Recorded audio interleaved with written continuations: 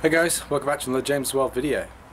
So today's video is just going to be a little bit of a show and tell type video. I've had one of those days where once I get started on something I just cannot stop. Completely forgot to film anything as well, so I've done quite a bit and didn't really get any of it on video, which is kind of a shame, but I'm just going to go through that with you now, show you what I've done, what I'm up to, and yeah.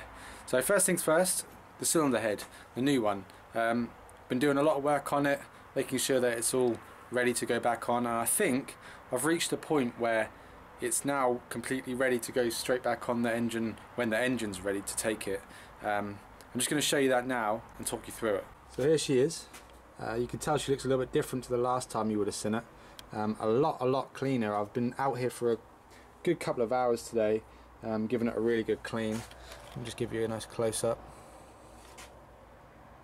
It's completely flat, like dead flat.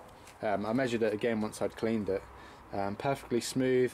All these little black bits on here, they look like there would be excess gasket and stuff, but they're actually just a slight oxidization of the aluminium. But when you feel them with your finger, you wouldn't even know they were there if you weren't looking at them. Dead flat all the way across. So the valves are all nice and clean, as you can see. Beautiful. And that, I'm now happy with this, is to go ready back on the car. I've even cleaned this side. I don't know how well you can see that. Give that a really good clean, so that's now dead flat as well, to take the return line for the coolant. And I've cleaned this side, which is the mating surface for the timing cover. So that's all clean too. Really happy with it. Okay, so this is the next thing that I've been up to. I managed to get the manifold separate from the centre section without having to do any cutting either. I was going to cut the bolts off, but I actually managed to get them off in the end. One of my subscribers and someone that watches these videos commented saying, don't cut them, soak them in WD-40 a few times and they should come off. And they did.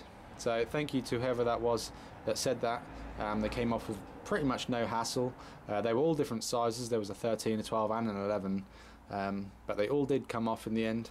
I just had to hammer a 6-point socket on, and they did come off. So as you can see, beautiful stuff. So that's that as well. Okay, the third thing I've been up to is I've been cleaning the engine. Obviously the mating surface on the head is now clean, and we have to do the same on the engine. And as you can see, I've done half. I don't know how well this camera will pick it up. I've done up to about here, this way, and you can see it's all pretty clean. It's not perfect, I've still got some more to do, but it did look like this. As you can see, all this crap, that's what it did look like previous. So you can see the difference. I even cleaned the top of the piston a bit, got some of the carbon off. This is what that piston looked like, that one in there. Gross. So I cleaned that off as well. I'm going to do the same to this side. I might even let you see me do this side. I might set the camera up and let you see this. I might not. You might just see it afterwards. But yeah, so we're getting there. Ever since the head arrived, I've been like in full force to get this thing done. It's really good. It's really coming along.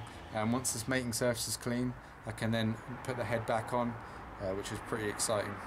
Alright, so I've gone ahead and cleaned the head up. As you can see, I didn't film any of it because I just kind of wanted to get it done. But as you can see, it's all nice and clean. I cleaned the pistons real good. Look at them. Remember what they look like? They were like black. How I did that is I just rotated the crank half a turn backwards, so these ones came up, cleaned them, put them back down, and then cleaned these ones. So yeah, all looks good now. I think this is pretty much ready to go back on. All I need to do now, this is where I need your guys' help. I need someone's advice. Obviously I need to blow these bolt holes out to get all the gunk and water and whatever else is down in them. I don't have an air compressor. I don't really know how to go about that without an air compressor. Obviously I'm going to have to find another means of doing it. So if you've got any suggestions or cheap ideas, I don't really want to have to buy an air compressor just to do that. Just seems a bit silly. So if you've got any suggestions of other ways you can get the stuff out, make sure you leave it in the comments. But yeah, I think I'm just going to leave that video there. Pretty short one, but now you're up to date. Today is Thursday the 1st of October today is. Hope you guys enjoyed this video. Make sure you leave a like if you did. Make sure you comment. And next video we should be putting this head back on the car. So in case you guys were curious as to what I used to clean both the engine block and the cylinder head. This is all the stuff that I used. Be very, very careful with what you use, especially on the cylinder head because it's made of aluminium. You can so easily put a big gouge in it and then you're in for a whole world of trouble.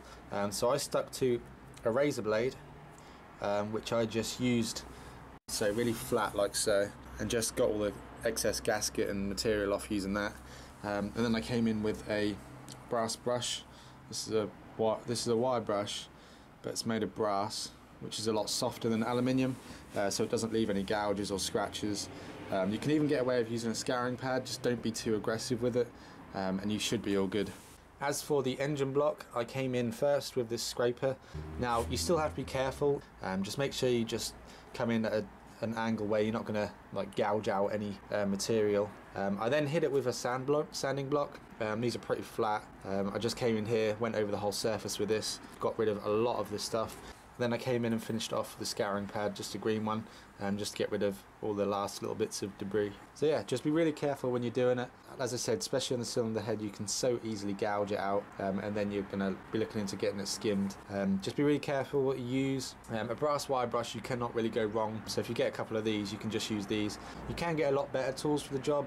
You can get stuff that attaches to like die grinders and air tools, which will make the job a lot easier and a lot quicker. But I haven't got any of that fancy stuff, so I just good old-fashioned elbow grease for me. So yeah, that's about it. I hope you guys enjoyed this video. Make sure you leave a like if you did, and I'll see you in the next one.